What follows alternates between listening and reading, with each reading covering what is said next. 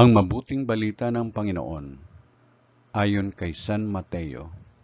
Papuri sa iyo, Panginoon.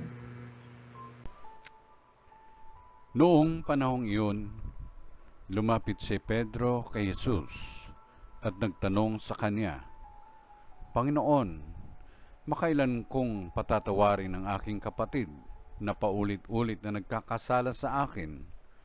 Makapito po ba? Sinagot siya ni Jesus, hindi ko sinasabing makapito, kundi 77 ulit pa nito. Sapagkat ang paghahari ng Diyos ay katulad nito.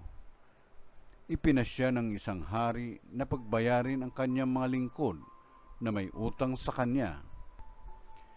Unang dinala sa kanya ang isang may utang na 10 milyong piso. Dahil sa siya'y walang ibayad, iniutos ng hari na ipagbili siya, ang kanyang asawa, mga anak, at lahat ng ari-arian upang makabayad.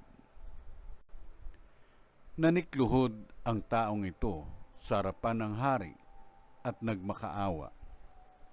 Bigyan pa ninyo ako ng panahon at babayaran ko sa inyo ang lahat. Naawa sa kanya ang hari, kaya pinatawad ang kanyang mga utang at pinayaon siya. Ngunit pagkaalis niya roon, ay nakatagpo niya ang isa sa kanyang kapalingkod na may utang na 500 piso sa kanya. Sinunggaban niya ito at sinakal, sabay wika, magbayad ka sa utang mo. Naglumuhod iyon at nagmakaawa sa kanya. Bigyan mo pa ako ng panahon at babayaran kita.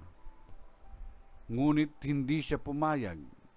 Sa halip, ipinabilanggo niya ang kanyang kapalingkod hanggang sa ito'y makabayad.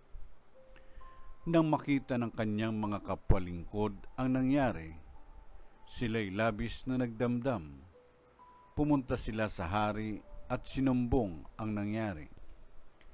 Kaya't ipinatawag siya ng hari. Ikaw, napakasama mo, sabi niya. Pinatawad kita sa utang mo sapagkat nagmakaawa ka sa akin. Nahabag ako sa iyo. Hindi ba dapat ka ring mahabag sa kapwa mo? At sa galit ng hari, siya'y ipinabilanggo hanggang sa mabayaran niya ang kanyang utang. Gayon din ang gagawin sa inyo ng aking amang nasa langit, kung hindi ninyo patatawarin ang inyong kapatid. Ang mabuting balita ng Panginoon. Pinupuri ka namin, Panginoong Kristo.